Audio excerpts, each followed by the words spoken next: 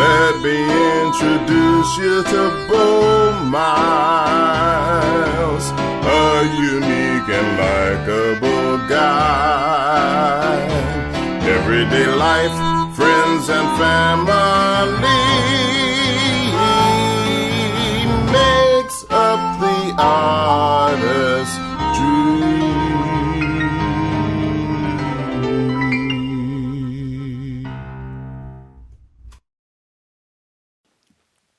Here we are, another episode of the artistry of I am your host, Bo Miles, and today we are going to talk about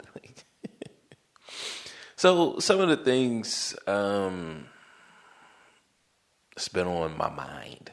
My mind is telling me no, but my body is telling me yes. I went to check my reviews, right, on iTunes. And this is just something that I don't even know why I went to check them, but I just went to just look at them. And I just want to thank you guys, I really do, because you kind of forget that you even have listeners. You really kind of forget, and just looking at my reviews, it just made me so happy, just so, and I can't even just say happy, but I felt vindicated. Not that I was oppressed or anything, or people was doubting me. It was not even that, but I just got a sense of continuation, right? So of confirmation, I should say. So not even a vindication, but of confirmation. I just got a feeling of yeah, man, you out there and you're providing something for the people, right? Whether you're at work, whether you're at home, you just need something to listen to, so you're tuning in, and I just want to thank you for that, because it gives me the motivation to keep going, right? Continuation. It's like, yeah, man. You have. Because I don't know why, but I was looking for my subscriber number, because, they'll say such and such, they're getting, well, they do it by downloads, right? They'll be such and such. Okay, you need 30,000 downloads a month. And then boom, then let the games begin. And, I'm so far, I just don't really see that happening for me, Yes, it could happen, right? But, that's hard, because I think the people who are getting those big numbers, they're already famous. And that was something that was, I think, an author, he was in one of those questionnaires. Hey, look, guys, get your questions together. And he was saying, look, man, you want to sell. I think he said the first thing you need to do before you write a book is become famous, right? So I think that's even true for podcasts. But like me, I'm not famous, and this is something that I just genuinely enjoy. I genuinely enjoy podcasts. I genuinely enjoy listening to different podcasts. So I listen to Joe Rogan. So Joe Rogan, the Joe Rogan Experience, that was my first podcast. That was my first. So I listen to comedians. That's my go-to. Is comedian podcast. I don't really see myself as a comedian. I don't think I could get on stage and tell jokes. I mean, I want to. I think one day I will, right? But who knows when? Like, just, who knows? But that's like my go-to. Our comedians, and so we kicked it off with Joe Rogan, and I listened to him exclusively for like years. So this is before the Spotify deal, when he was on Apple, right? Because that's where I listen to most of my podcasts. Now I did download Spotify because of Joe Rogan, right? And I'll listen to like my other podcasts. Like, if let's say it was one that I really like, right? So we got Joe Rogan. He held the title for a long time. That was the only person I was listening to. And then I think, I was listening to him. But see, I listened to a lot of audiobooks. So that was at the time. Like, I don't really listen to him now because of my job.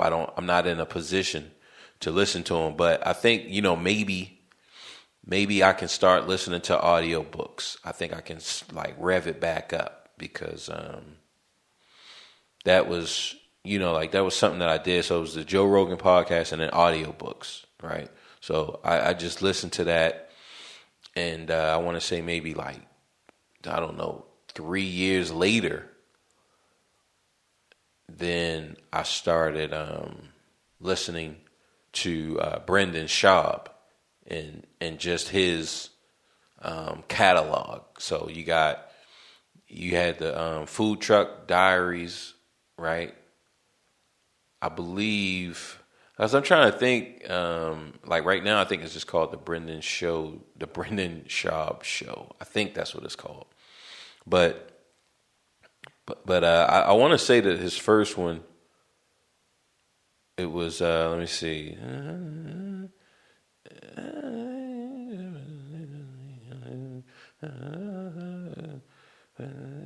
Below the Belt. Bam, that's what it was called.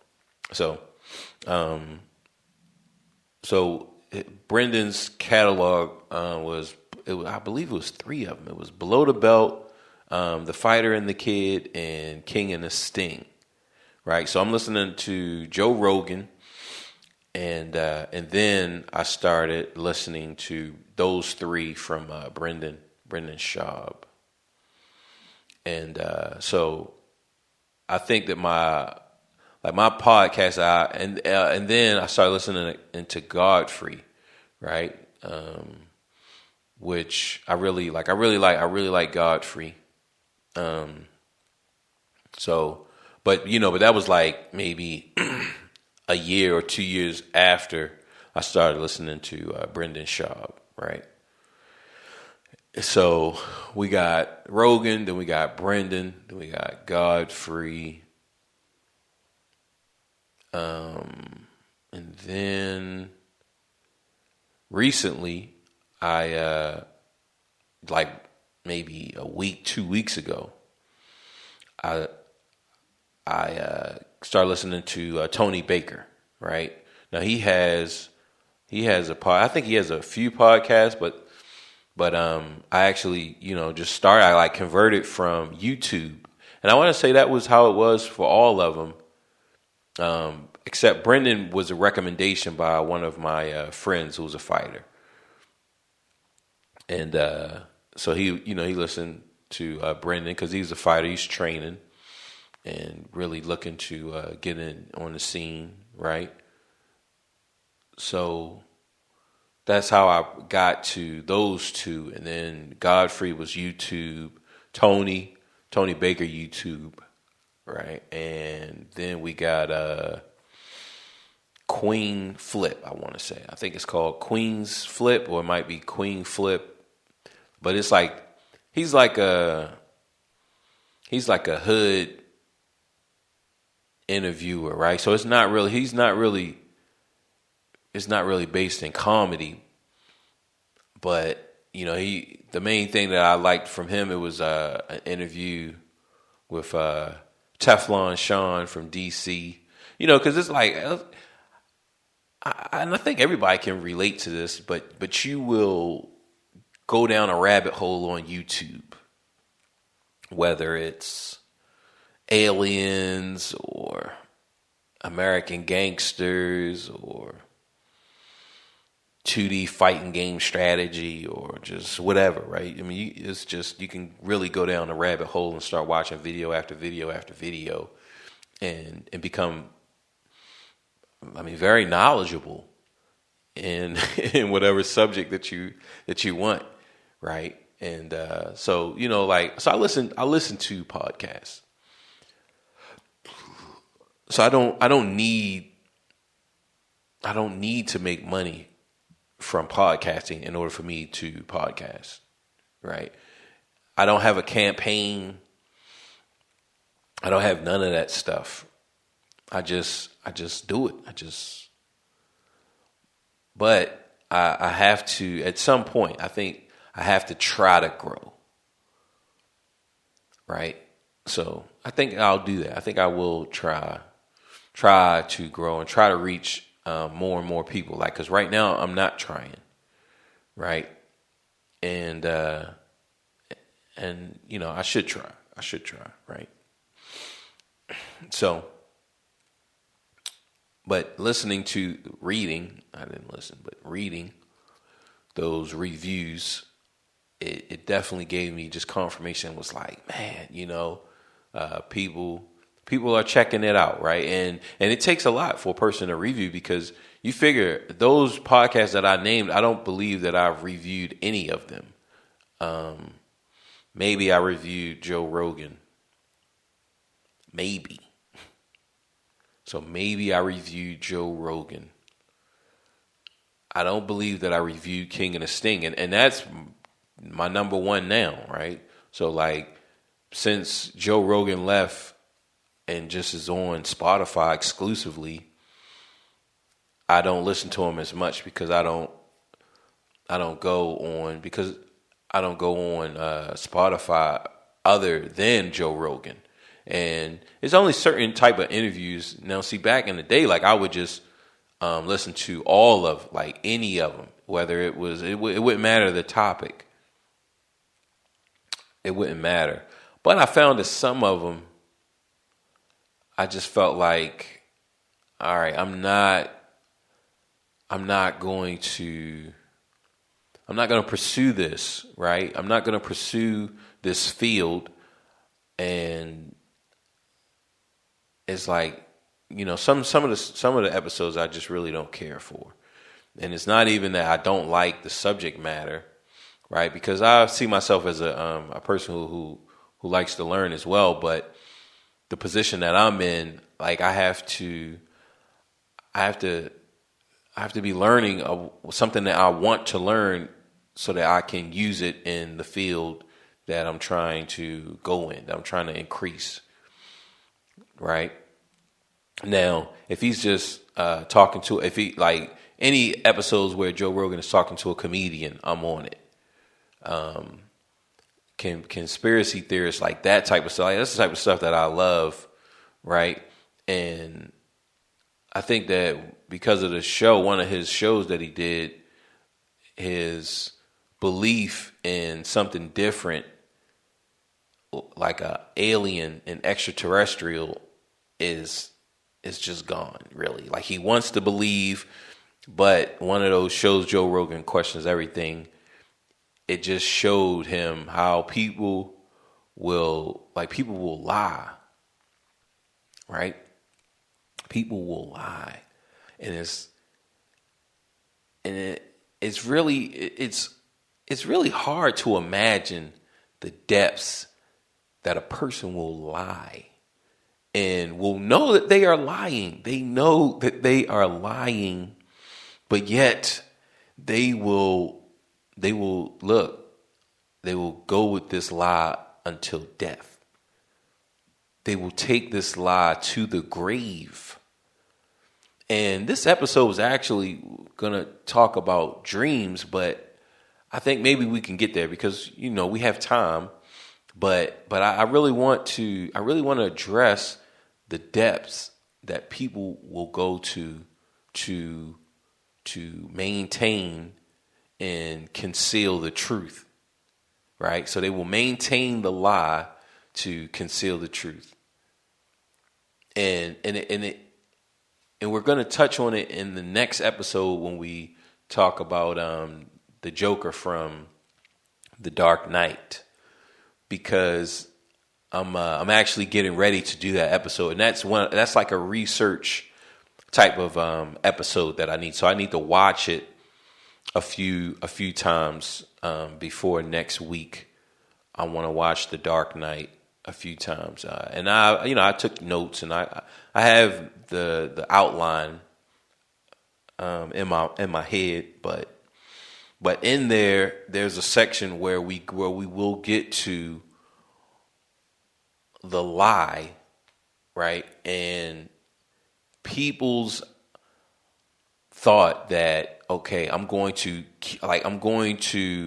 use this lie to maintain a certain reality that I want and that I deem acceptable, right?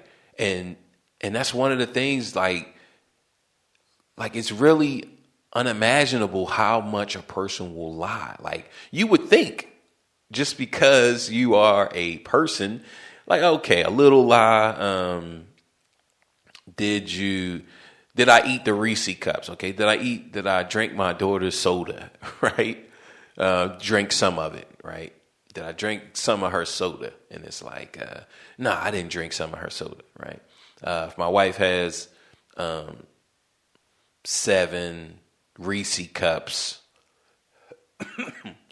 and I take one, or let's say I saw it on the counter or something, and I ate it, or I threw it away. Maybe it was open too long, and it's like, okay, who? I know somebody drank some of this soda, right? I know somebody ate or took a bite of this cookie or broke a piece off, right? But it's like, for whatever reason, like, I don't have a problem with saying, like, yeah, I did it, but let's just say I didn't. Let's say I had a problem, and I just don't want to say that I did. Maybe I'm supposed to be fasting, and to maintain that I'm fasting, I just say, okay, I'm like, nah, I don't know who drank a little bit of that soda. I don't know who broke off a piece of that cookie, right? And like, all right, I get that, okay, but that's still the same, right? That's still the same. That's still the essence of the lies that people will go to, and to maintain it until death, right? Until death. Like, so we were watching the Emmett Till story, and I really don't want to. I really don't watch it, right? If a show is on about it, and I think ABC did this one. I'm not really sure because we recorded it, but anytime the Emmett Till story is on, or anything on about Emmett Till, like, I don't even watch it. I don't watch it because it's just like man, right? It's like, that's horrible. And I am going to do an Emmett Till movie, but my movie is going to be like Passion of the Christ. But instead of starring Jesus, is going to star Emmett Till. So you will actually see him get beat to death. Right? So that's going to happen one day. But until then, and when that happens, I'll do all the research and get everything, the facts as far as we know, right? But in the Emmett Till story, in his story, and I didn't know this. So a journalist, and this, right now we're on lies, but a journalist said that, and this was published. So the way that I heard it, it was as if it was verbatim, right? So the journalist said that the lady, right, the white woman who was the cause of Emmett Till's death, and I can say that because, like whenever I'm talking to my daughter and she'll say something, right? She'll tell me, and even my son, like, back when they were kids, and they would say, well, such and such did this, such and such did that. And I would always say, well, what did you do? Right? Like that's always been my focus. It's okay. All right. I get that you spit in my face, but what did I do after you spit? After you spit in my face, what did I do? Right? I get that, you got into a fight because, let's say you bumped into me, but what did I do to invite that type of behavior into my life, right? Like that's the type of person that I am. So, but when it comes to Emmett Till, I can't talk to Emmett and say, well, what did you do? Right? Because you're a boy, you're a 13-year-old boy, you're a 12-year-old boy, right? You're a 14-year-old boy. And like, it's nothing that Emmett can say, well, I did this, and it's like, well, you shouldn't have did that. Because, like, come on. I mean, he was like brutally murdered.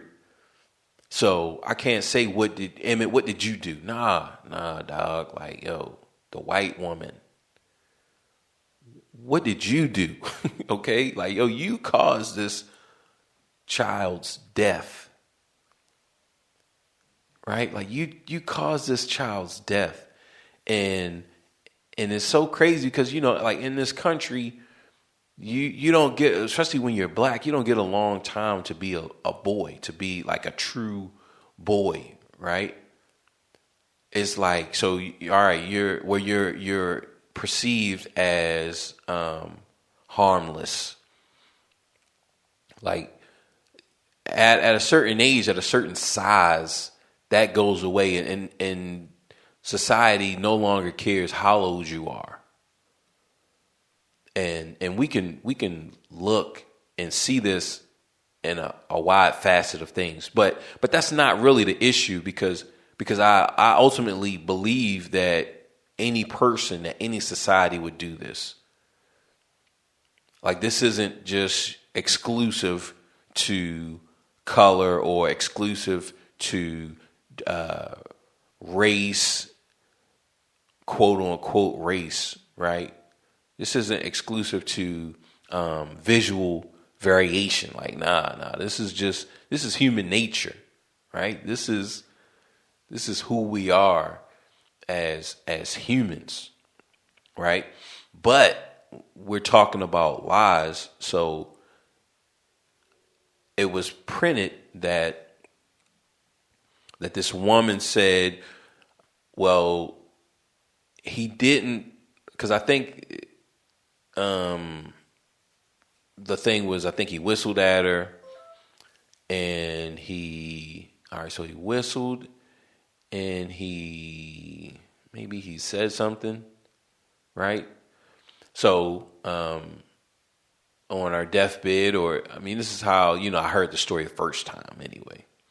So on her deathbed, she says, well, it wasn't, whatever he did, right? Whatever he did, it wasn't enough. He didn't deserve to die. Right? So it was like a deathbed confession. So this is on her deathbed. This is how I heard it, years ago. Like, let's say 2 years, or this was definitely, I heard it before COVID. Right? So this is how I heard it on her deathbed. She said that, it wasn't enough for him to lose his life, whatever he did, right? But it was definitely like kind of leading to maybe she lied, not even maybe, that she lied about what happened, and that whatever it was, like he didn't deserve to lose his life, right? So this is up until now, like that's what I believe. But watching the documentary, because I heard it secondhand, it's like the telephone game, right? I heard it on her deathbed. She says, Emmett didn't deserve to die. Whatever he said, it wasn't that bad.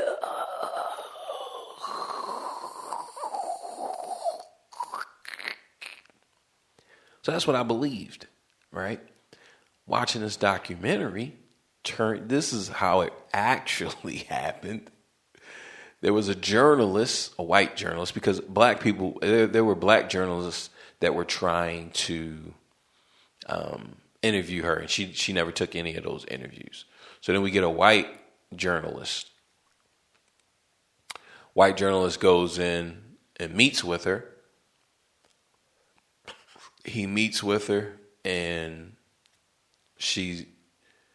they're having cake, they're enjoying themselves or whatever. And then they get around to the Emmett Till story, right? Which she knew that, okay, this is why he's coming. But she takes the interview or whatever, the meeting. And in there, that's when she says her statement that, whatever he said, it wasn't enough for him to die, right? So he shouldn't have died, and when he was murdered, like it was no justice for that. There's no justice. So that's all that I'm adding all of that, but the quote, right, or whatever we believe her to say is, what she said on her deathbed. Then the journalist, he publishes the information, and then the FBI or the CIA and the motherfucking God president, right? So shout out to Nas.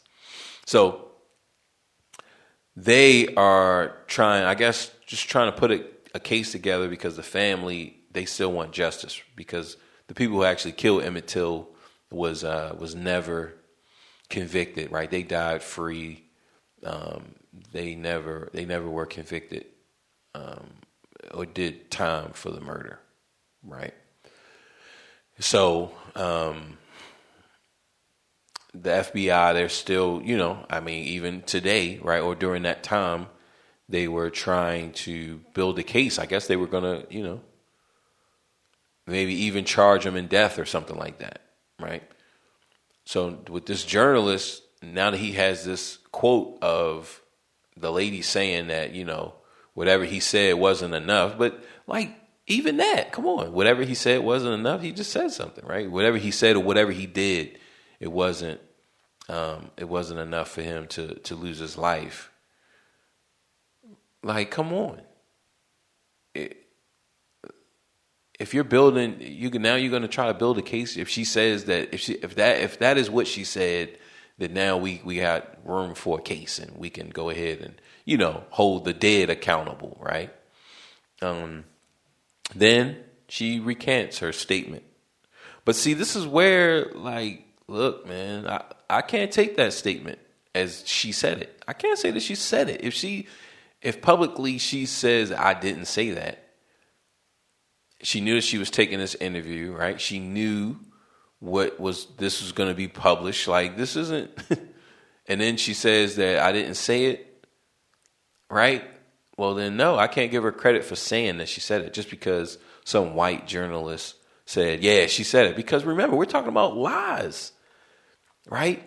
What this is, and look, I'm not here to determine who is lying. I just know that there is a lie, and that people will do whatever to keep the lie going. Like, we just love it. We love lies. We love it. And it's so crazy. I mean, because we chastise our kids. Don't lie. Don't lie. But But we're lying to them every day. Like the government is lying to them. Companies are lying to them. Like they're surrounded by lies, right? This whole thing is built on a lie. And Joe Rogan, he saw that and was like, yo. And see, I question, like even now, like extraterrestrials, aliens, all of that. It's a lie. And is it true, right? Could there be aliens out there? Yeah, there could be aliens out there. I'm not saying that life didn't pop up on another planet, right? I'm sure that it has, but the things that we see on this planet, the evidence, right? When we start to look for evidence of aliens, of extraterrestrials, those are all man-made. Because Big Lie is about control. Like, that's just what it is. People want to control other people. Like that's just what it is. Right? So whether it's personal gain or just to go along, you don't want to buck the system. You don't want to, ruin tradition. I mean, just think about all of the things that we expose the youth to. And just all of the lies, right? Now, when we talk about extraterrestrials, it's like we talk about aliens. One of the big things or just one of the attributes of being a human, I would say, is to conquer other species, to dominate other species, right? And we like if something can be on the endangered species list, like we feel more comfortable with that than the polar extreme. So if there's a bear, like I think maybe polar bears are now endangered, right? It's like we like that because let's say they weren't and they were just thriving. I mean, just killing people. Well, then there's a problem then, right? Look, man, we gotta get those numbers down, right? So it's like they're in, the grizzly bear is in a small part of the world that really doesn't affect us. So they're allowed to carry on their existence. But at any point, if they started to come over into our what we got going on, they start to, come into our house and sit in our sofa, they start to break the sofa, they break our bed, they eat our porridge. Well, then they're raising their hand to be on the endangered species list, right? And people will get behind that. I mean, it's not even crazy. That's just human. That's just human nature, right? So to think of an alien and especially to think of superior technology, right? Now, see, the thing with humans is that there is no superior and inferior with humans. Like, there is none. Like, it doesn't exist. But with a different species, well, yeah, it would exist then, right? Because it doesn't matter if a Asian man or a Mexican woman, bonita. That was sexist, I'm sure. But any race of a person, right, does some type of accomplishment. Well, that's the whole human race gets to celebrate in that accomplishment. The whole human race. This is not only this is nah everybody. This is the fastest human. No matter what the race is the fastest human. The smartest human, the highest IQ, right, is the highest IQ, right? So but once you start to get into different species, well, then there is a superiority and an inferiority.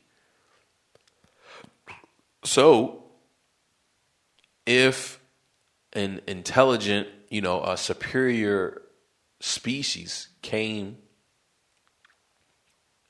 to this planet, right, and made themselves aware on this planet, right, made us aware that they are superior.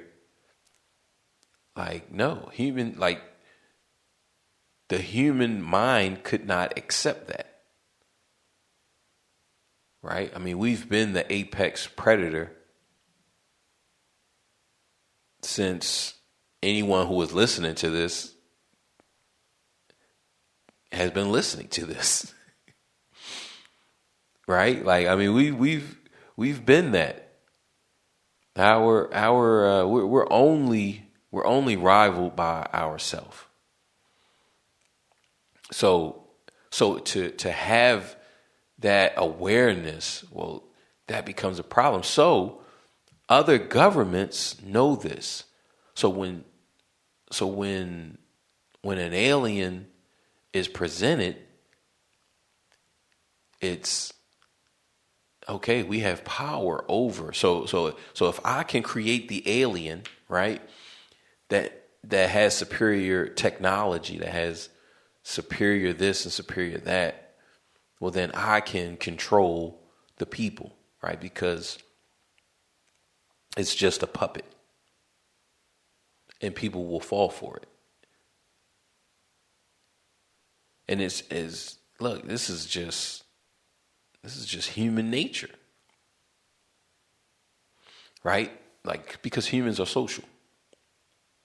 We're social animals. But not all creatures are social.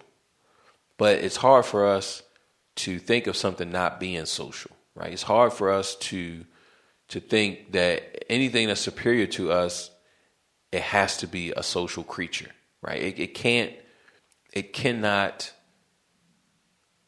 be superior and not be social and be a social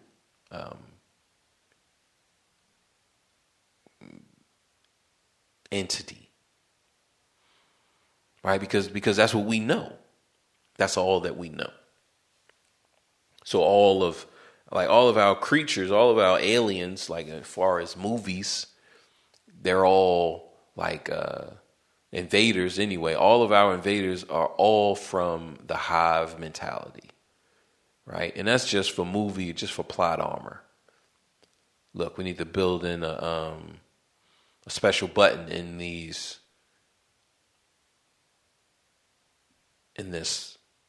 villain, so that we can easily beat them, easily disperse, and easily dispatch. But what it does is it actually cripples us to the possibility, right? It cripples us to possibility. And so it's just like in a fighting game. If a person, let's say we're playing Street Fighter, and a person only does the Hadouken, right? He only does the Hadouken.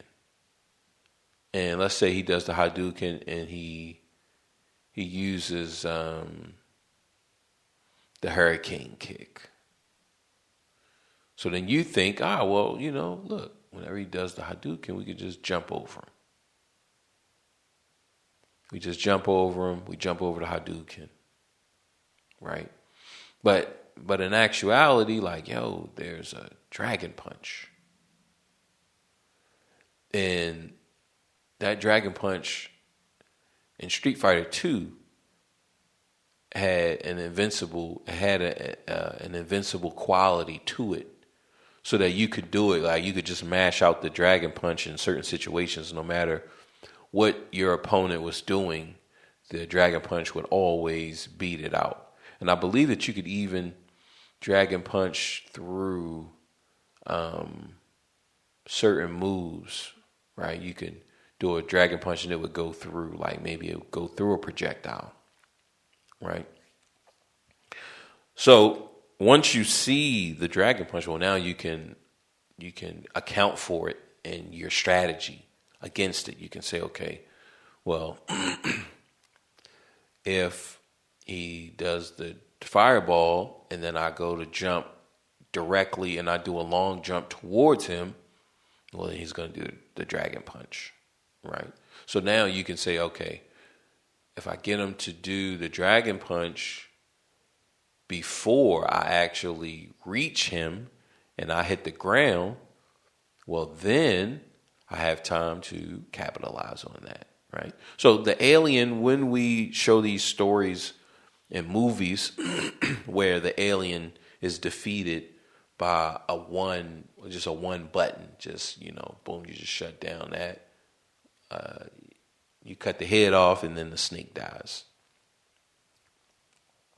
right?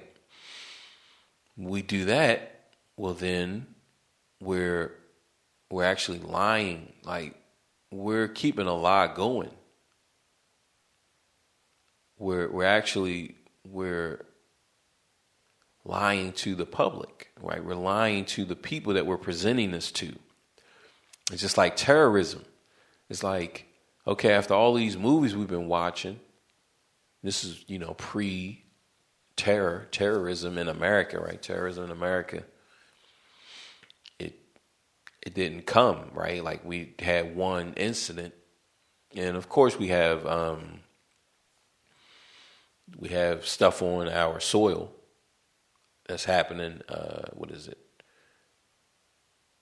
I don't know if they call it friendly terrorism, but we have domestic, right? People who were born in this country and it's not like they're from somewhere else and they have a different idea, right? We have that, but in all of our Rambo movies and different Sly Stone and different Schwarzenegger and all of the other action heroes that's come before, it's like once the evil leader has been demolished, then boom, it's over now, right? But what we find out with terrorism and on a global scale is that it doesn't end, right? Because for one, it's like we're not really going after the true leader, right? We're not really cutting off the true head, because we're looking at a lie, right? Again, here's that lie. Who we believe is the leader. So when we go after that person and we take down that person, we take down that regime, then how come nothing happened? Because that was just a decoy. Right? That was just a decoy. And it's like, because the truth of the true enemy, right? The person who is truly funding this, well, someone deems that as, look, man, that's just too much for the people to bear, to understand, and to know that all of these lives that were lost were really just over a barbershop argument, right? And now they're cool now. Well, all these lives were lost. What about justice? I mean, look, it's just us. Right? Like, that's the truth. But the government is like, nah, we can't really tell people that. We can't really say that is the truth. Right? When you think about all your little spouts and spats with different gangs, right? Some of you who grew up like that. I feel like, look, this is the human way. So everyone, it's not even some. It's just different levels. But every human being on this planet has had opposition from another group of humans. Right? Has faced resistance, has faced, we don't like them, we're gonna beat them, right? Even if it's just a game of football, even if it's just a game of kickball. All right, we're talking about on a very basic level. It's just there's always been a group A, a group B, a group C. Like even in preschool, you're in Miss Johnson's class. You're a part of Miss Johnson. That's your gang. It's the Miss Johnson gang. And then over there is the Miss Williams gang, right? That's the Miss, and y'all competing. Who's getting who's the better class? Right? Who has the better class? So that's always happening. But just imagine that, okay, you find out that, all right, that your brothers who dying out here, just imagine to find out that the people at the very top are friends. And they had a little spout, right? They had a little problem, a little issue, but like they see each other all the time. And is not on site. Like a person knows who that person is and knows where he lives, know where his mom lives, and know where and then they see each other. They actually just had lunch earlier. Is not on site. I mean, just imagine that if you knew that, then it's like, well, man, if you knew that, then you would say, well, what the hell are we doing then?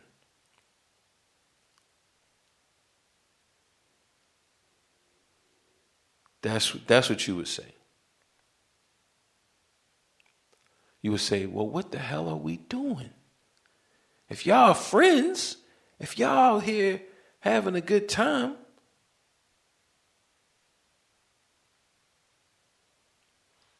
well then what the hell? That's what you would say. And then it would force you to realize that, look, this dance is just a dance, and they're like, they're fine. Or the opposite, that, look, this is between y'all two. Why don't y'all two handle this? Why don't y'all handle this yourselves? Right? Like, why are all of these, if you think about like, what is it? I think it's aristocracy. But I'm not really sure if it's pronounced that way. Like I would have to read it, and I don't have my phone near me to Google it. But like, I know it's just the system of like aristocrats, right? Or monarchy, like kings, and I think all of that is labeled under the same thing.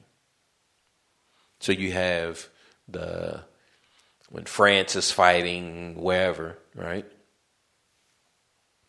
And they're fighting for whatever. They're fighting for a resource. They're fighting for this. They're fighting for that. And it's like all of these lives are lost, but for what? And it's not for what the people believes, because what the people believe is just a lie. And it's like it really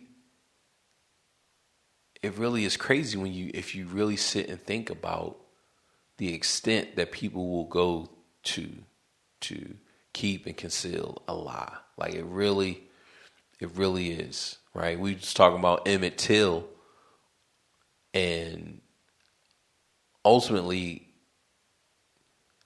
we know, but see, even if we really examined it, right? We really examined it, and we just put in human behavior, we can get to the crux of actually what happened, right? And like I said, we've all, like, it's not okay when you grew up in the roughest part of the country. Nah, you can grow up in the best part of the country. And it's still going to be the same type of thing, but it's just on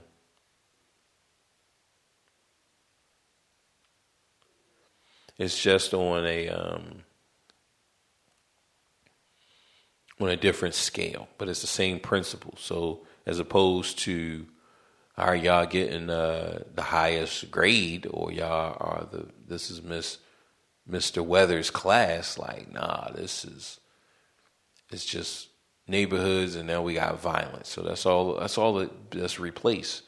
We have a football team, and we have these different teams throughout the nation, and we split them up. We divide them into two parts, and then those two parts, we divide those in to other parts, right? And then so Group A has 7 to 10 subs, and then Group B has 7 to 10 subs, and Group A subs play each other and dwindle down to 1, and then Group B, all of their subs play each other and dwindle down to 1, and then that final one from Group A, the best from Group A and the best from Group B finally faces off to see who is the very best, right?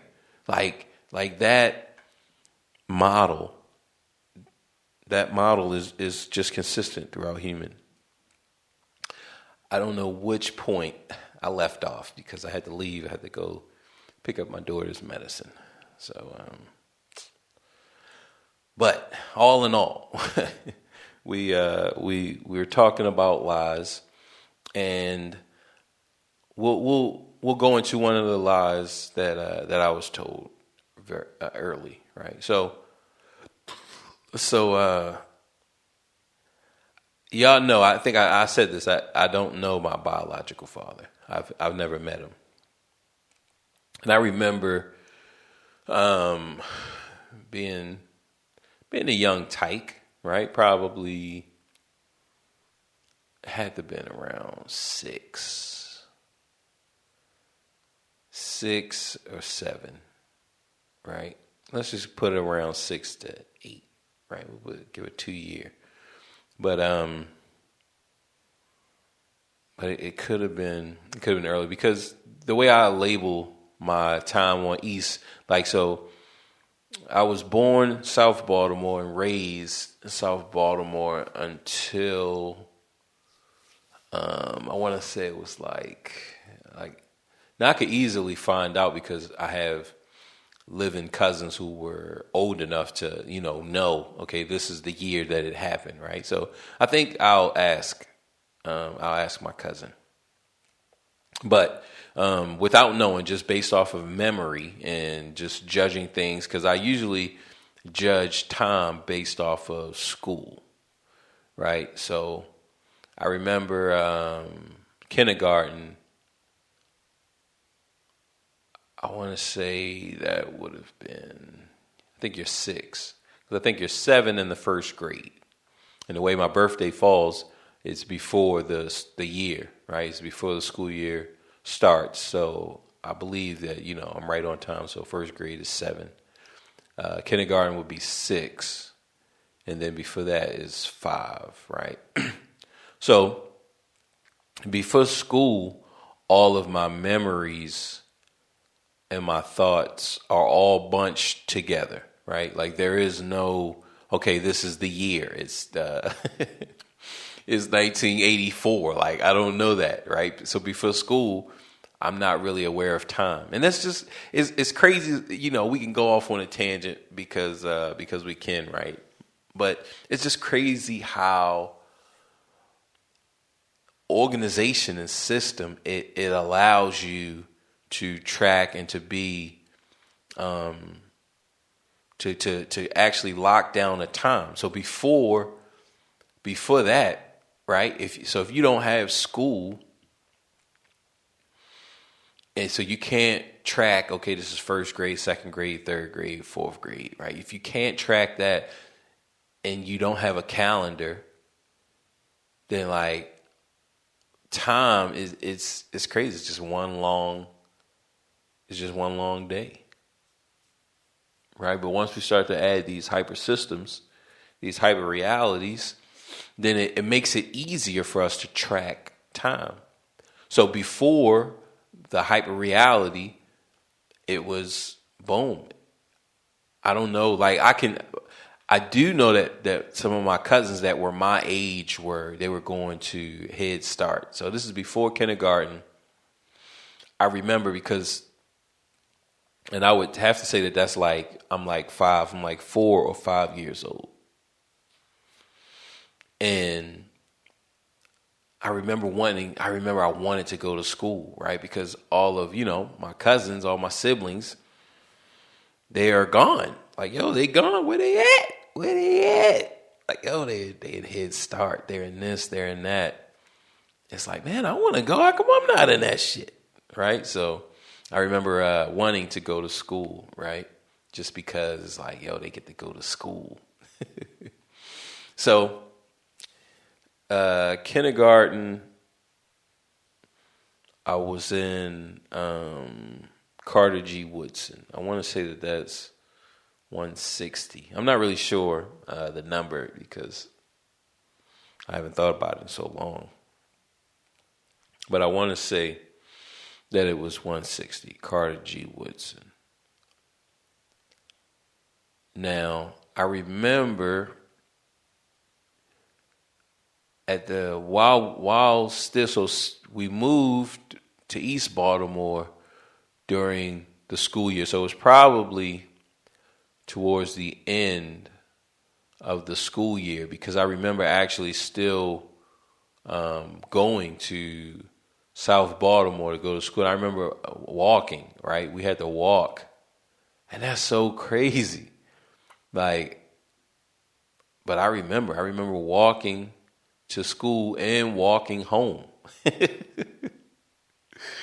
with my dad, right? My biological father, I don't know, right? But my dad, he was there. He's been there probably, I would say, since I was about 4 or 5, right? But remember, like I remember my first memory of him, right, coming into our life, but I don't know how old I was because this is before school, right? This is before school, so it's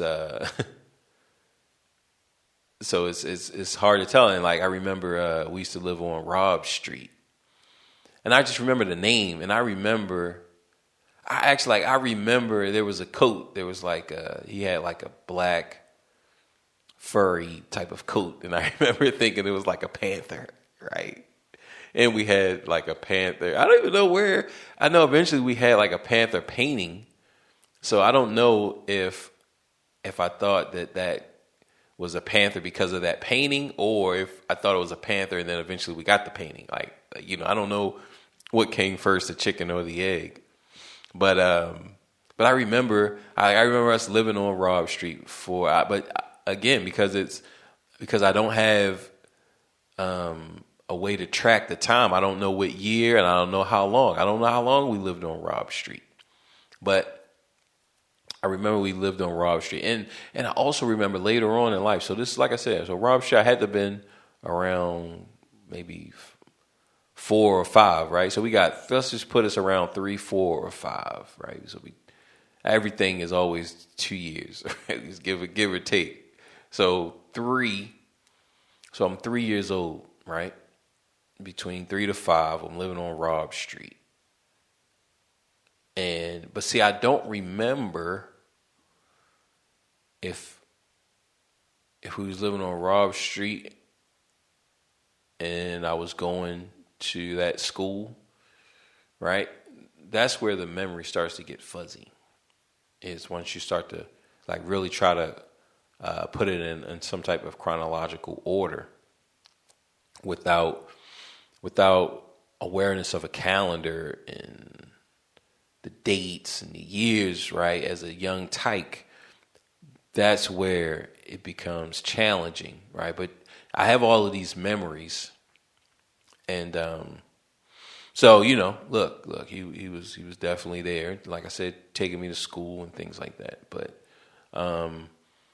on East Baltimore, I remember because our kitchen and our bathtub, like our bathroom, right? I remember those very, very clear. Like they're very clear in my mind, like what they look like. And that, like when you looked out the windows, right? I remember the views. So my room, which I didn't stay in, there long. Because I was afraid of the dark. I guess I was afraid of being by myself. And who knows where that comes from.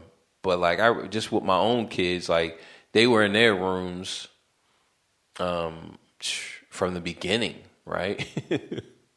I mean, all right, as babies, okay, but as soon as I don't know at what point, but like it was, I don't know if it was a year, I think it was like a year, right?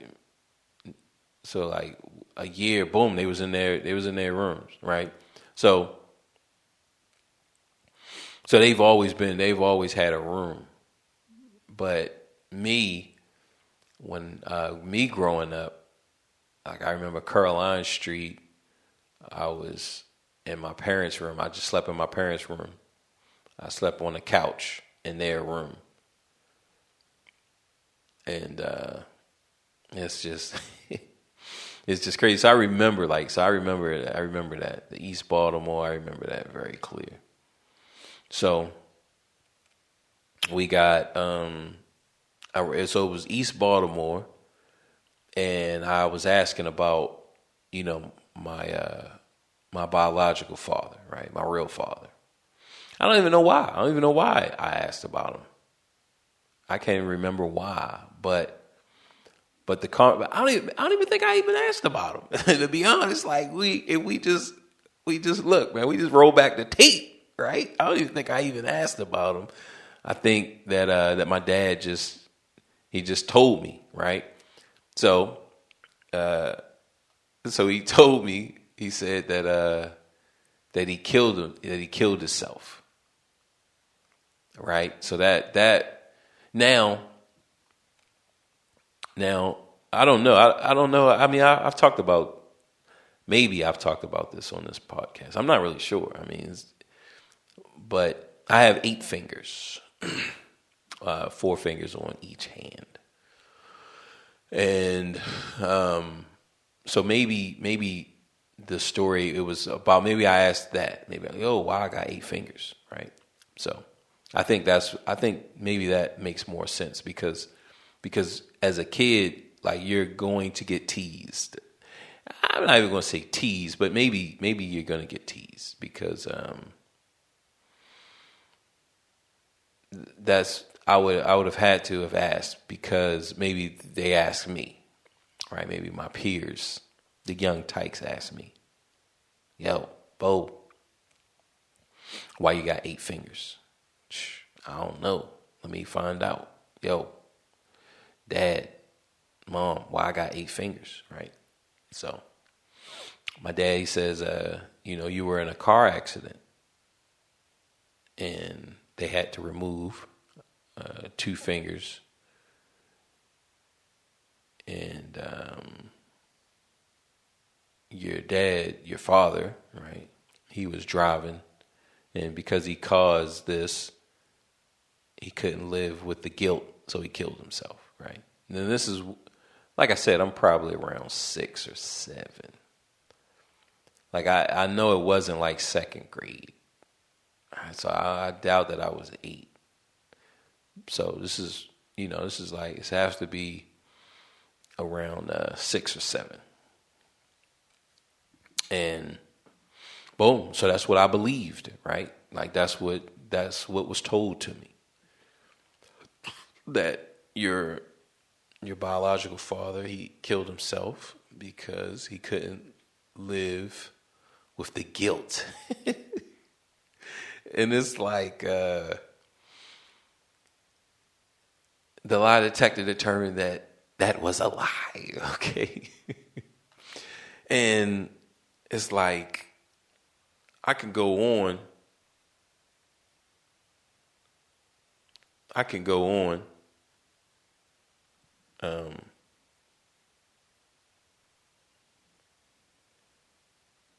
And on till the break of dawn about different lies. I can go on about different lies, right? That I was told, or that has been told. But I feel like those lies are not mine to expose, right? That's not for me to expose. But this particular one about my father and about the origin, my origin story. I can reveal that one because I'm the one that's really affected by it, right? But other lies that were told that affect other people, like, I'm not going to go into that, because it's not about we just need a truth. We need truth. We need truth and justice. The people of Gotham City, like, oh man, shut the fuck up, man. Like, as you sit here is a lie, right? So that's not the purpose, right? Is to say that, but to understand that lies shape our reality. Okay. Now, if we just look, and I think the same lie for my origin story lie and the Emmett Till lie, it comes from the same place, right?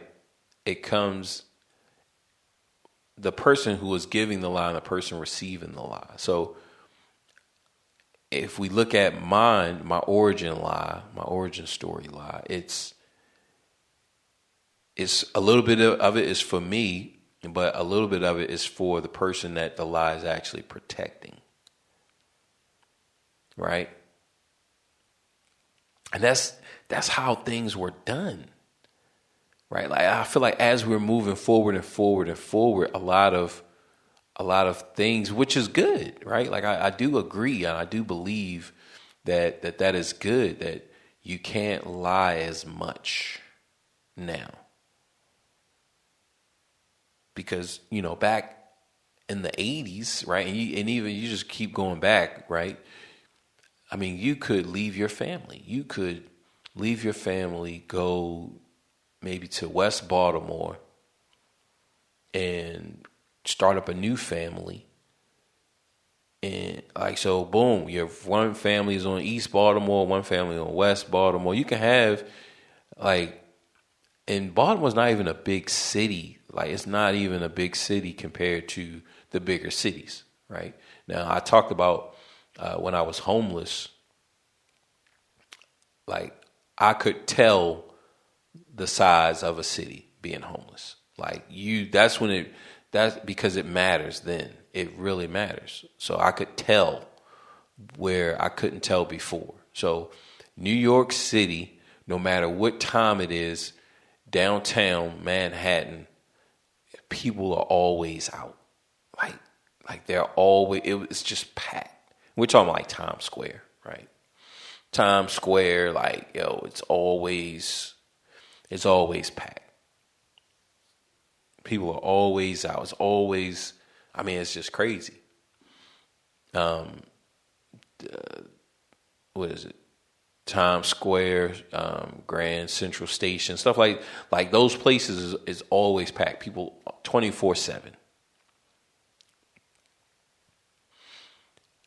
Philly, not as much, and in Baltimore, not as much as Philly, right? So it's a big drop. Philadelphia is a huge drop, and then Baltimore is even like a greater drop from Philadelphia.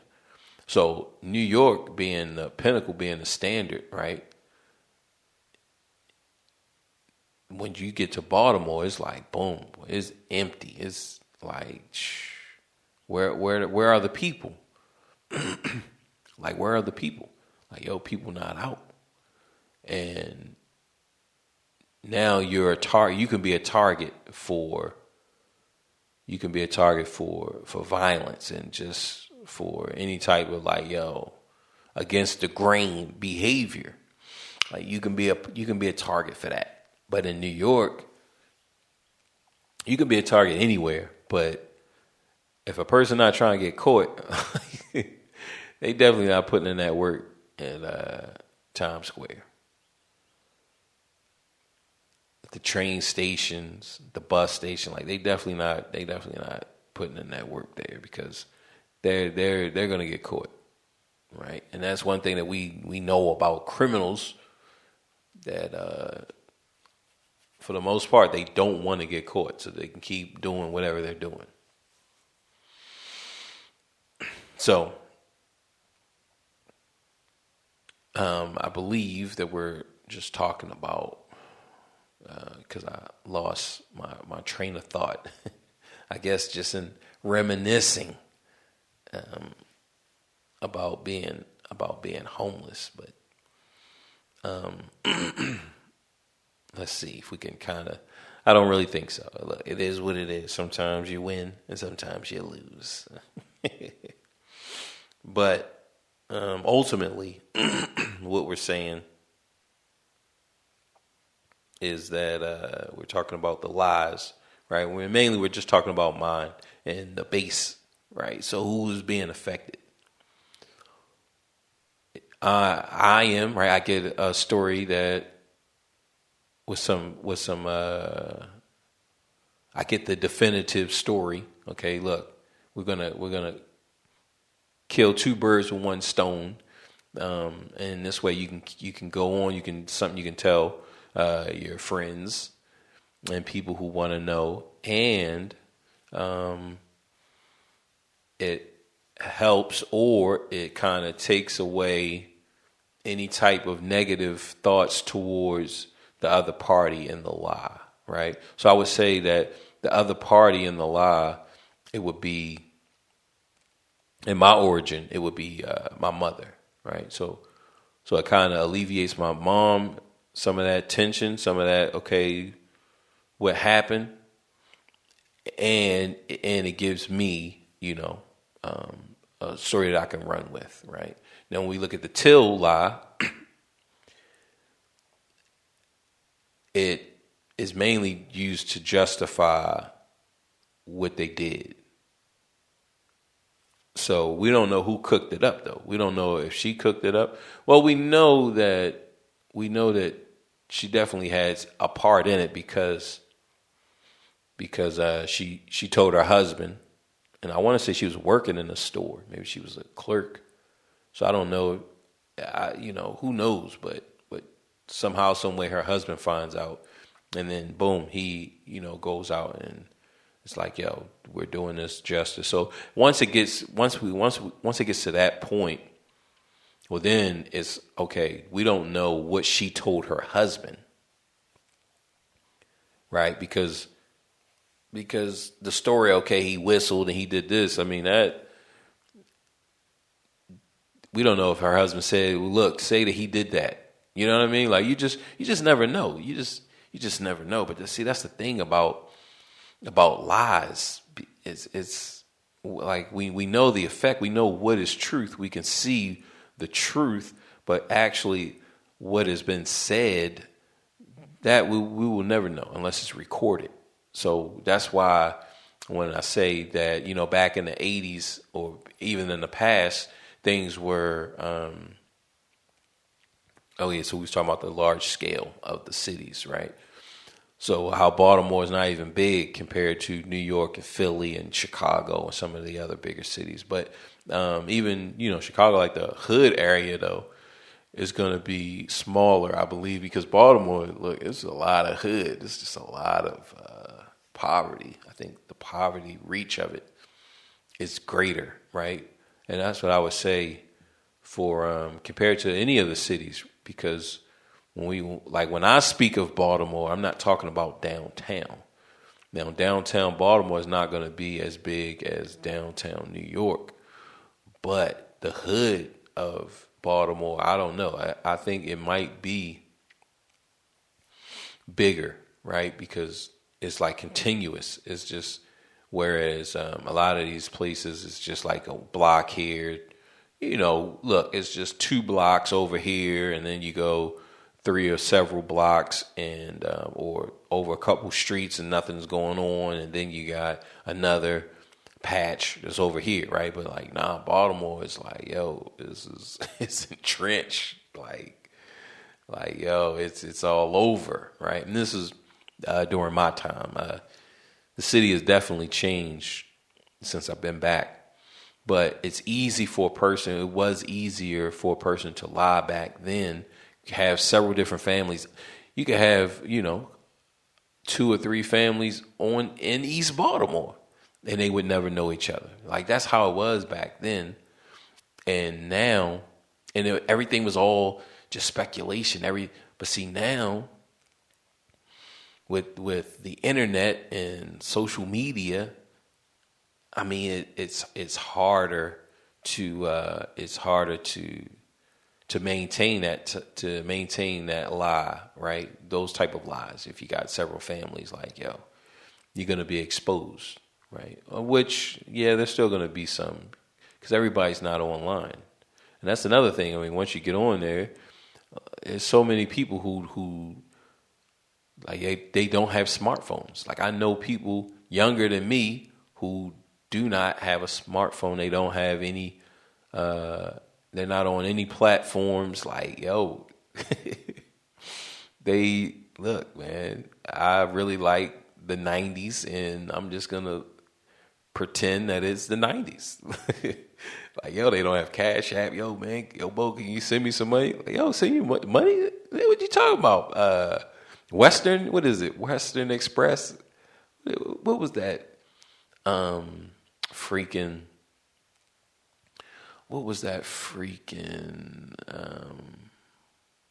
is it called? Western Union, I think. Yeah, money, like, that's the way you sent money. I think it was Western Union, and it was something Express. I know it was 2 of them, right? Federal Express, no, that's like FedEx. But I know Western Union was one, but there was another one, because our good friend Derek Kirk, he brought a keyboard on eBay. I think it was like a couple grand, right? Let's say it was $2,000. It was $2,000, $2,000, and he sent it like Western Union, and yeah, they got him. Like, yo, thanks, right? He waiting for the keyboard. Keyboard never came. I mean, look, that's the super hustle. It's so many hustles now. Like, the hustles never stop, right? And people are just like extra layers to remain anonymous. Because I believe that it ended up where his money, look, it was like, yo, there's nothing we can do, right? So eBay didn't reimburse him. I guess whatever type of whatever investigation, it didn't lead anywhere. So, yo, he just out 2 bands. Look, man, you out. So that now, you can get like a VPN. There's certain things like, yo, it's a way, right, to remain anonymous, but still, you still have to really go searching for it. You really have to. I mean, whereas back then, boom. I mean, one layer, right? So I think that's how it was back then in the past, and that's with everything though, because it's just a lie-driven reality. Hyper reality is just a lie. It's just so of course you're gonna have little small lies in everything. Little small lies here and there, right? And it just goes to the point of Joe Rogan when he was doing his questions, everything. Like, yo, he went in there wanting to believe these stories, but as he got around these people and seeing them and interacting with them, it's like, yo, man, this person is bullshit. like, yo, they just fucking lying. Like, yo, and they not gonna stop. Like, yo, they are not going to stop. Like that lady, the Emmett Till lady, like, yo, she went to death. Like, yo, nah. Because, like, yo, if she recant the story and say, no, I didn't say that, it's like, yo, all right, she's a liar, okay? She's a liar. She lied on Emmett. She lied on Emmett. Like, yo, if Emmett ain't touch you, it's not like, yo, if Emmett ain't touch you, if Emmett wasn't trying to kill you and you just happen to get away, and then the cops, they, at the right when the moment that he was trying to strangle you, they was like, let her go. And your fucking eyes are popping out your head, and then boom, they gunned him down. All right, okay. But, okay, he smacked your butt, like, you know, he like, yo, actually ripped your blouse open and was licking on your chest, like, yo, that still doesn't warrant him getting beat to death, right? So no matter what, he didn't deserve to die. Like, yo, all right, you know, let's have this come to light, and then let's send him back up to where he is and put a record. You know, look, man, this is the type of behavior that this kid, right, is into. And I remember that I know we was talking about before I left about how black boys, we have a small window, and we're no longer perceived as being harmless. We're now a threat, right? Like, we're now a threat, and that's what we seen with Till, and he's just one of many. Of so many that we will never know their name, right? But to actually see the brutality and to see what they did, like, yo, this is crazy, off of a lie, right? And like I was saying with this lady, like, yo, she went to her deathbed with this. I don't even know if she's still alive or not. Like that's just one of those stories that I just can't even look, and I can't even look and do the work, the investigative work on it. I just can't because it's just so unsettling, right? Like, anytime I see a kid that's my son's age, like, yo, that could be my son, right? I see a girl that's my son's age, yo, that could be my daughter, right? Now, I do have a daughter, but she's younger. So, you know, I'm just talking about my oldest, and it's like, yo, man, you know? So to think of my son being, you know, 13, 14, and just getting beat to death by some drunk men, or just some men, like, yo, that's sadistic. Like, what? Like, I just can't imagine that. I just can't. Like, man, that is crazy, and that's all off of a lie. And the lie, really, I mean, really, at this point, it doesn't even matter. This is just what these guys wanted to do. This is just what these guys wanted to do. They just use this lie as a, you know, look, this is the after effects so that we don't go to jail, or we don't get punished. Right? So when we look at society, we look at aliens, right? We just, from the observable reality, government wants power. People want power. Like, that hasn't changed. It's being played out now. They have so many, like, the Soviets, China, other nations, they come over here and they create, and they don't even come, you don't even have to be here, right?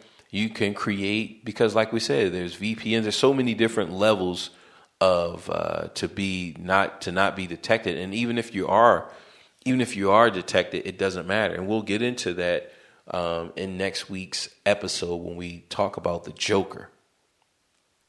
And we look at what he stood for, and we look at how come, without plot armor, right? Because a movie is going to give character's plot armor. And that's what protects them. Like Batman is protected solely by plot armor. And like that's it. And in the comic books and anything, like, yo, he's only protected by plot armor. Like, yo, that functioning the way that he functions, that just can't happen.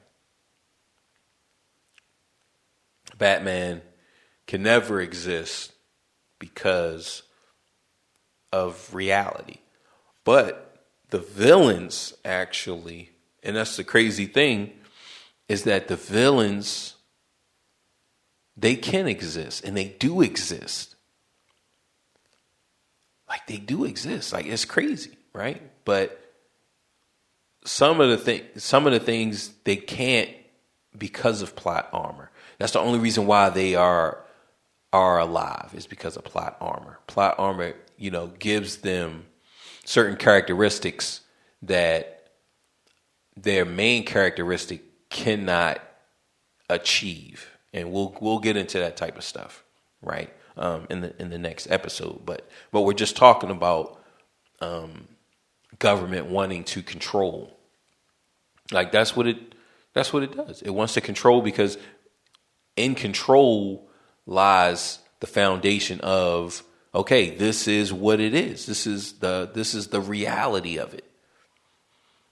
Now, without control, then anyone can just come and change it. Anyone, look, if I want some money, I can break the rules that's been established, and now I can get the money, right?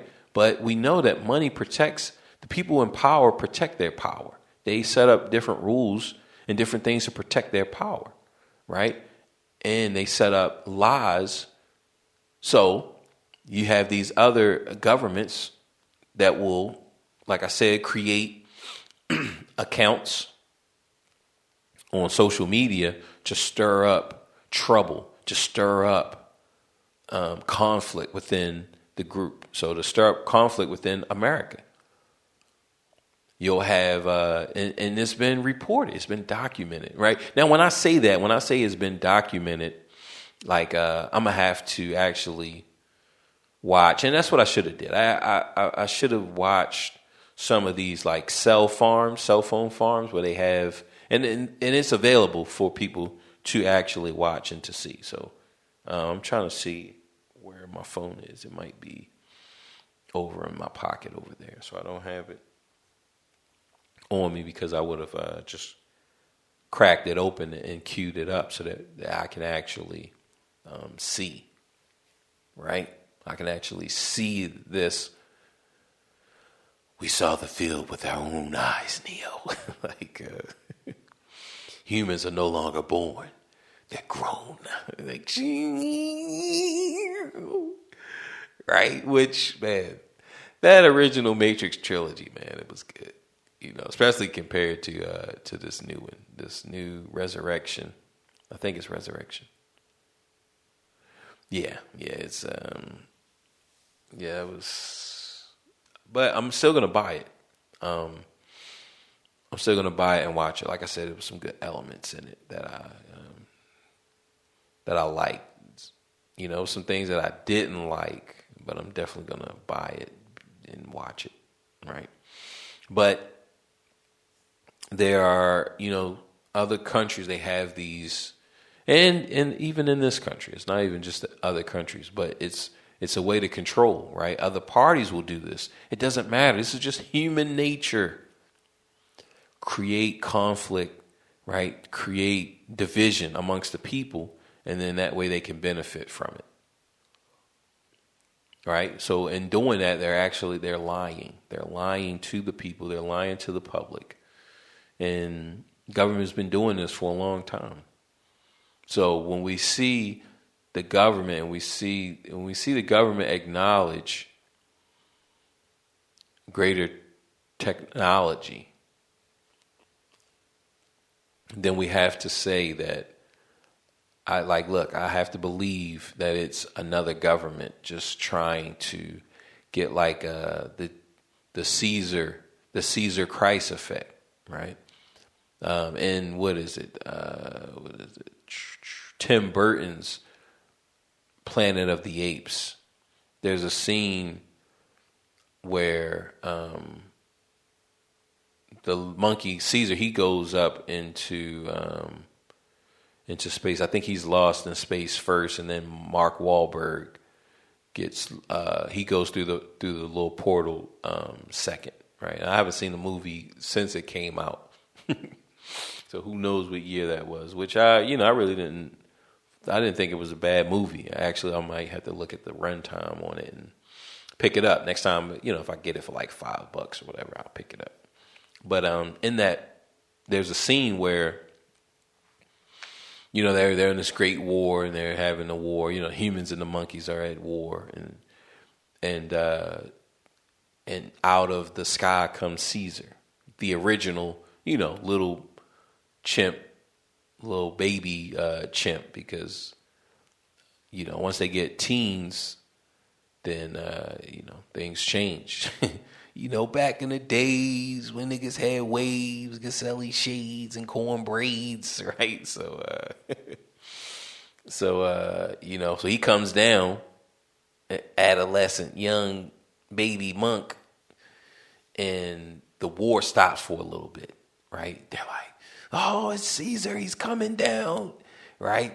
We have prophesied it. This is the prophecy, right? So they stop. They stop war, right? So that they can watch and marvel at this.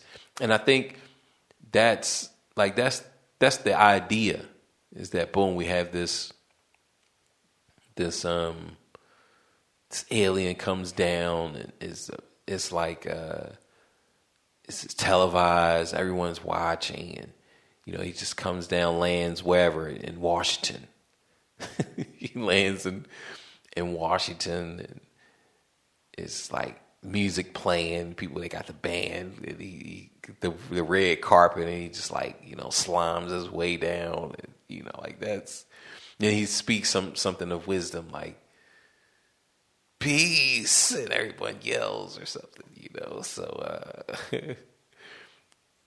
we're all clapping, and somebody just tries to shoot him in his head, like oh man, so that's the idea that we have, but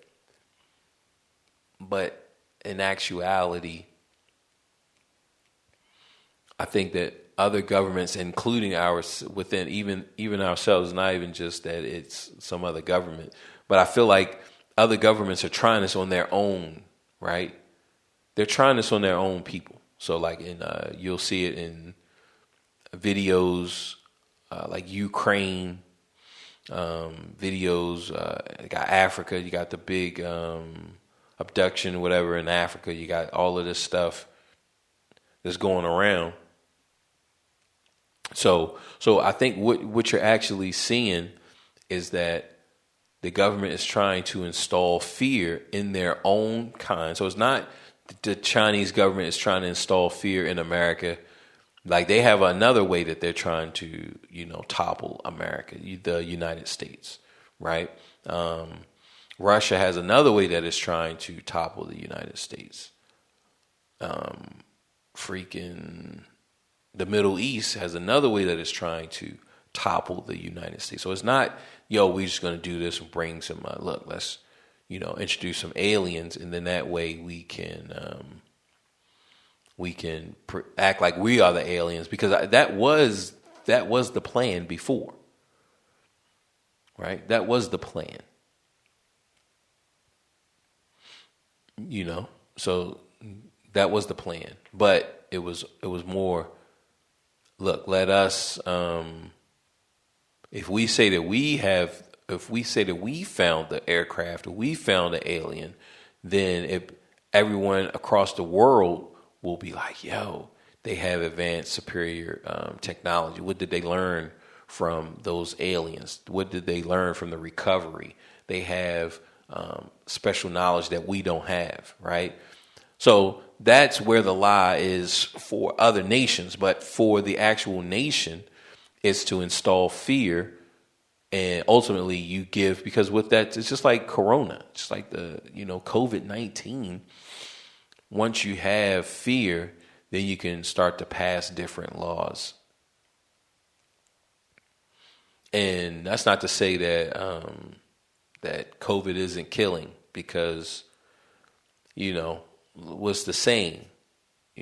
There's a real tragedy if no one becomes rich off of a tragedy. That's the real tragedy, right? Like, that's the 1% of the 1% saying. Look, there's a real tragedy if no one becomes rich off of a tragedy. So you got 9/11. If nobody didn't become rich off of that one, then that's the tragedy, right? So that's the 1% of the 1% thinking. That's their motto. All right, and that's not like, it's some secret organization. Yeah, there's always. Why? Because look, man, people want power. People want money. Every human being wants it. No, I don't want it. That's why I went off the grid. No. You went off the grid because now you have total and pure power over either yourself or over your family. Right? They have to depend on you. Right? You depend on you. So it's still that power thing. And there's nothing wrong with it. Just like with the lie, with my origin story lie, like it's nothing wrong with the lie in the sense of, okay, you're trying to give me a story that my young brain could handle, right? But it's like, who's to say that 4 or 5-year-old Bo couldn't handle the truth, right? As unpleasant or as unattractive as that truth may be, who's to say? And it's like, well, your parents. And I agree with that. I agree that, your parents are making decisions. They're playing a long game. They're making decisions to help you. So, look, you got to ride it out. So, all right, my origin story, it was a lie. And I told that lie to a lot of people, right? I believe that it was true, even though, and I remember it was a girl. I actually liked her. And I could say, because I don't, it's nothing negative. It's nothing, it's not like I had sex with her, right? I didn't. So that's usually the people that I try to protect, because you don't know, I don't know what they're telling, their spouse or, look, man, I was a virgin until I met you. Look, that's their lie. Let them have it. Let them have that lie. It doesn't affect me either way for them to say, Bo was the 5th person. Bo was the 1st person. Bo was the 10th person, you feel me, that I had sex with. It doesn't affect me. So whatever they're telling their spouse, it's cool. So boom, their spouse was the 1st. Their spouse was the 1st. You feel me? It's all good. And I know that, some people, they don't want to see, who who was blowing their wife's back out. They don't want to see that. Yeah. Yeah, man, that's how he was blowing her back out, right? They don't want to see that. They don't want to think about that. So I get that, right? But this girl who actually questioned the story, and man, in those questions, actually, her name was Lavelle, and like I said, I really like Lavelle.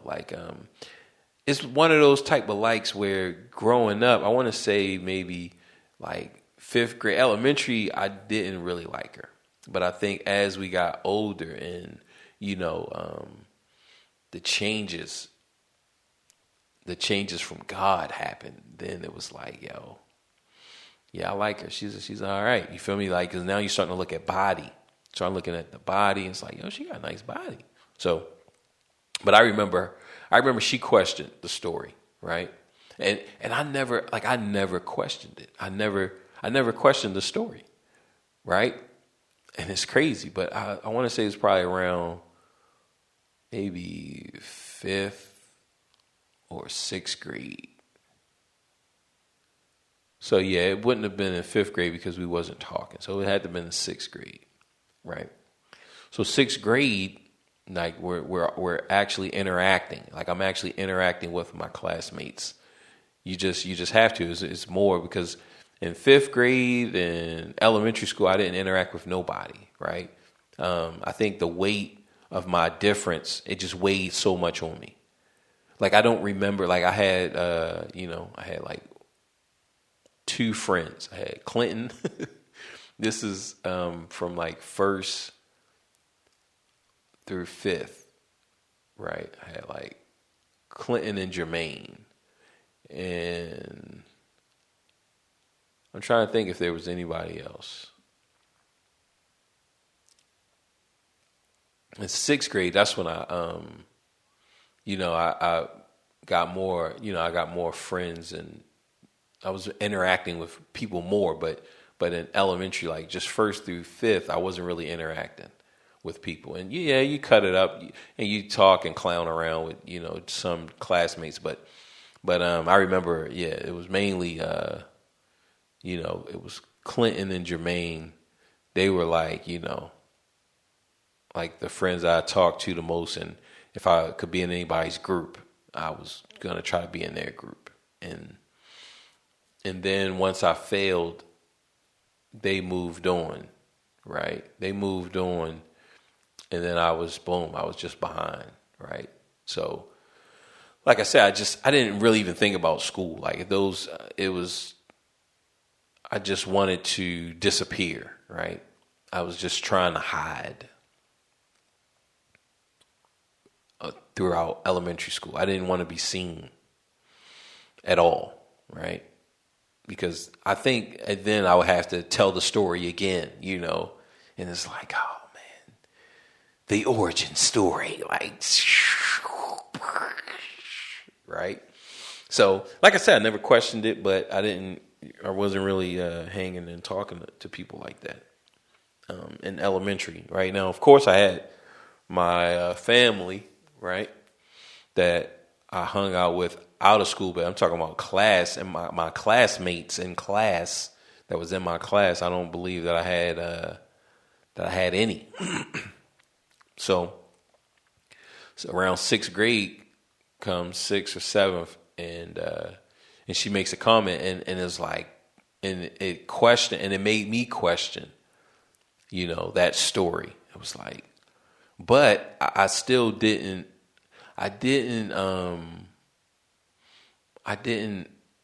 really like go into depth and like, look, I'm really going to get to the bottom of this.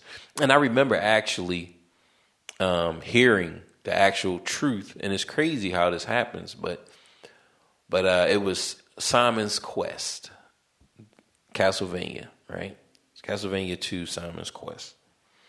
I'm playing, and I remember I beat it because I stayed home one day. It was a school day, and I act like I was sick. So I act like I was sick so that I could stay home and beat Simon's Quest, right? Which I did, and I think that was like the pinnacle of my action adventure game. So I beat Simon's Quest, and I beat Zelda 2, right? I didn't beat the first Zelda like as a kid when it first came out. I didn't beat the first Zelda, and Ninja Gaiden or Ninja Gaiden, depending on how you pronounce it. I didn't beat that either. That was my first game actually, and I didn't beat it. I think I made it to maybe the second boss, right? I'm talking about when it first came out. So I didn't beat that, but I beat Simon's Quest, and like, man, that game is so freaking hard. Like, I just can't even imagine how I beat that game, right? It was so complex. Like I just like me as my memory, I just happened to beat it. Like, it's so freaking crazy.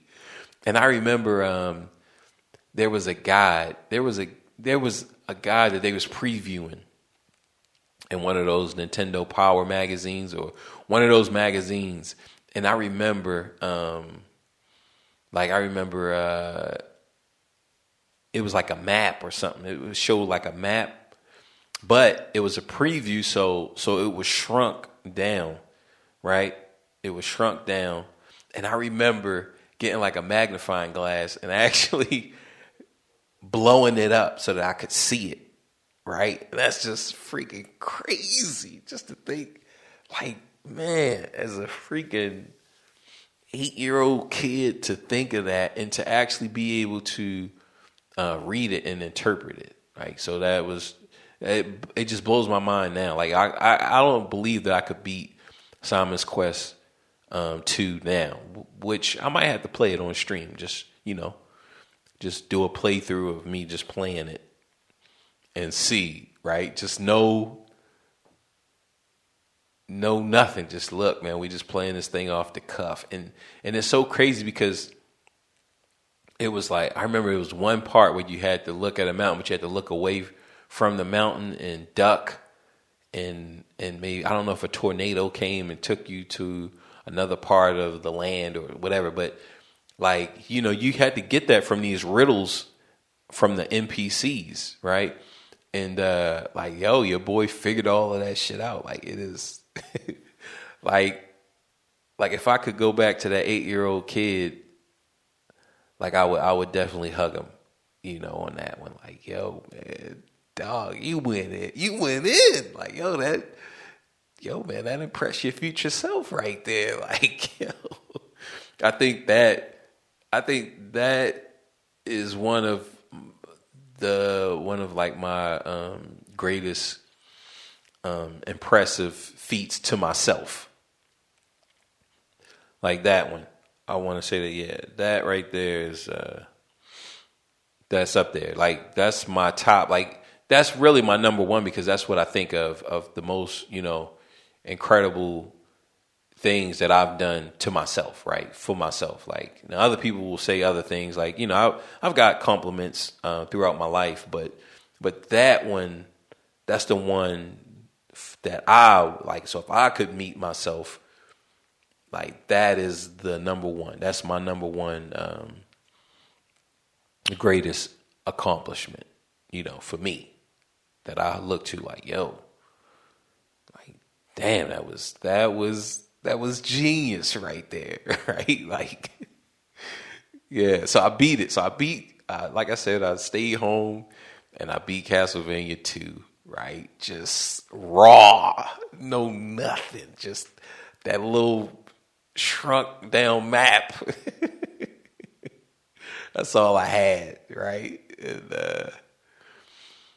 And so it's just crazy. Like, it's just crazy. So I had that, and then I want to say that maybe there was a social worker. It was like a team of people, right? So it was like, could have been a couple social workers, whatever. And they were interviewing my mother, and I remember that was the first time that I actually saw my mother, like, pretend to be somebody who she's not, right? So when I saw her interact with those people, she was real, like, jovial and just real. I mean, it was just crazy. It was like the fakeness. It was like like a clown, right? And it was, and I remember I remember that day, because, like I said, I mean, it was, the greatest day of my life, my greatest achievement. Beyond any of the A's that I got during my second stint in college, and my degree, and like, just none of that stuff. Like, none of that stuff matters, because I'm following somebody, right? But Simon's Quest, it was, look, this is all on my own, right? This is like a true test of IQ, right? Which I don't even believe in that type of stuff, but I understand it, right? One of the serial killers, it kind of made me understand, like, yo, like, all right, you feel me? And it's not even like to hold great weight, but in certain fields, like, yo, if you picking, all right, if I'm trying to pick a squad, and I'm trying to pick, like, a great whatever type of squad, boom, now we can look at these scores, right? So, so like I said, I remember this clear. And they're there at the house, they're interviewing my mother, and I guess maybe they're closing the case or whatever. Maybe that was when the case was closed. And, so I got a chance to actually hear what happened, right? But I think it was overshadowed just because I knew the accomplishment that Simon's Quest 2. I knew the accomplishment. I knew what had happened, right? And I want to say that my next accomplishment would happen with Castlevania as well. And it was on a percent. I think that the highest percent of completion of Castlevania is, I think it's like 209 or something. I mean, I could easily Google it, but I remember I got 214, and I remember I got it in my good friend Sean. I want to say that I showed Sean, and he was like, "Yo, damn!" And like even till this day, like yo, I want to say that the highest is like 209 or 211 or something like that. But I got like 214, and again, it's just one of those moments where like, yo, it's something special. I remember a Street Fighter 2, one of those, maybe Super Street Fighter 2. If you beat the game with perfects, nothing but perfects on the hardest level, you got like this special picture, right? So these are, it's like, yo, these are like great achievements that I wish now, because now when you do this type of stuff, you get an achievement for it and you get a plaque. Yo, this is the platinum plaque, right? And it's like, yo, this is, only 1% of all players have this trophy, right? So, it's like, man, I wish I could have took a picture of those moments and just like, boom, here it is, right? So the truth, or some stint of the truth, because like we said with Till, it just gets shaky. Because I remember a good friend, I was telling this to one of my female friends recently, right? And she brought up the point. She's like, what if, how she wasn't lying when she told you that, right? So it's like, man, it's just, you're in a pool of lies. It's like, man, you just got to get out of the pool. You're in a planet of lies. It's not even a pool, right? You're on a planet of lies locked in by gravity. Like, man, like you're not getting out of there. And even if you get out of the planet, you're going to die. So you might as well just, look, man, we in this planet. So just accept it for what it is, right? So when you look at it like that, I mean, it's like, yeah, man, it's crazy. There's so many lies, and you can look throughout your life and realize some of the lies that was told, that you were told, right? People told you some of these lies. So I would say share it in the comments, but I don't have unless you're watching this on YouTube. If you're watching this on the YouTube, definitely comment on those lies. Tell me some lies that you were told, if you can. Like I said, some lies that were told to me that I feel like they're timed. It's just like the Kennedy assassination. There's a time limit on when they can release the truth, because the truth, it just says so much about our nation, right? That they're not trying to release the truth to the people about Kennedy's assassination. And Judge Joe Brown, he brings up that the Martin Luther King assassination, that the guy behind it, that's a lie. That it was actually multiple. It was more than one shooter that was there, and the gun that was recovered was wrong. Like, it was a different gun, right, from the bullet and the trajectory. Like, he was He was actually a presiding judge on that case, right? So, like that past, our past is just shrouded in lies. So, when we come full circle with Joe Rogan and he says, like, yo, man, I want to believe, right? I want to believe in extraterrestrials, but like, yo, man, when I met these people, right? I want to believe in all this other stuff, and Bigfoot and, the Loch Ness Monster and aliens and, just things that we're not seeing.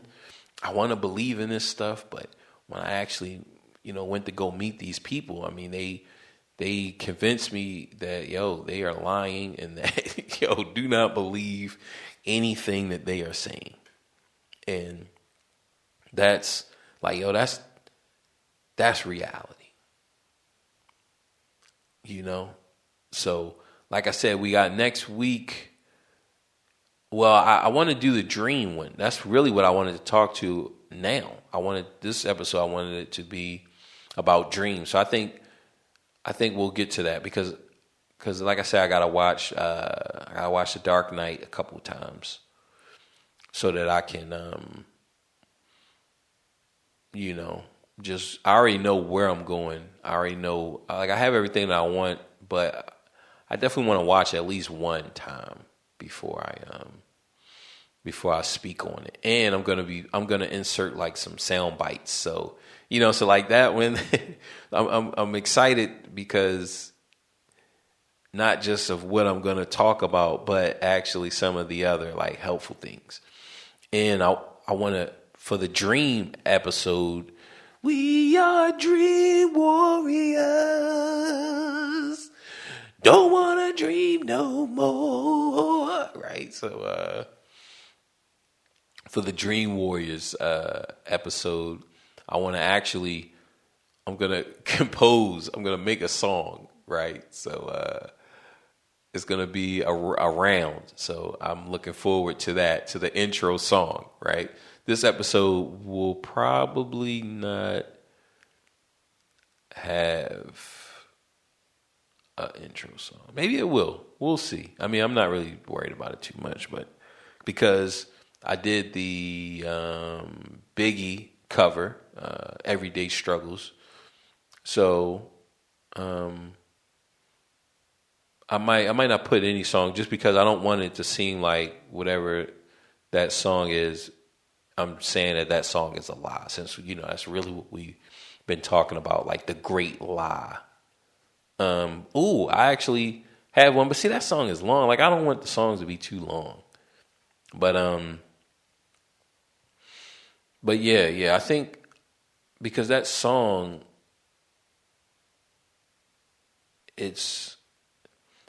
I'm taking the truth, but I'm making a lie out of the truth, right? To fit the narrative of the song.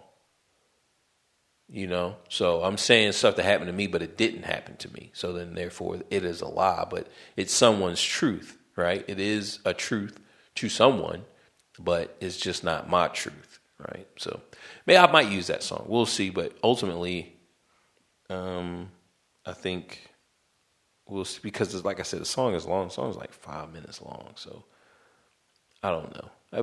I think for people like me who just like, look, I'm doing other things, so I just like to listen to, and kind of like a brain exercise. So kind of like a brain exercise. So we'll see. We'll see if I put a song in there, but that is it. Reese's PCs. Oh yeah, on a side note, and again, thank you for the people who, left reviews and any, just people who listen to this. Like I just, I'm just very happy. I am. It does bring joy down in my heart. Where? Down in my heart. Down in my heart, I got the joy down in my heart. Right. So I definitely feel good. Knowing that somebody is listening, so I'm definitely grateful for all of you guys who listen, and definitely thank you a lot. And again, the repeat of Reese's Pieces.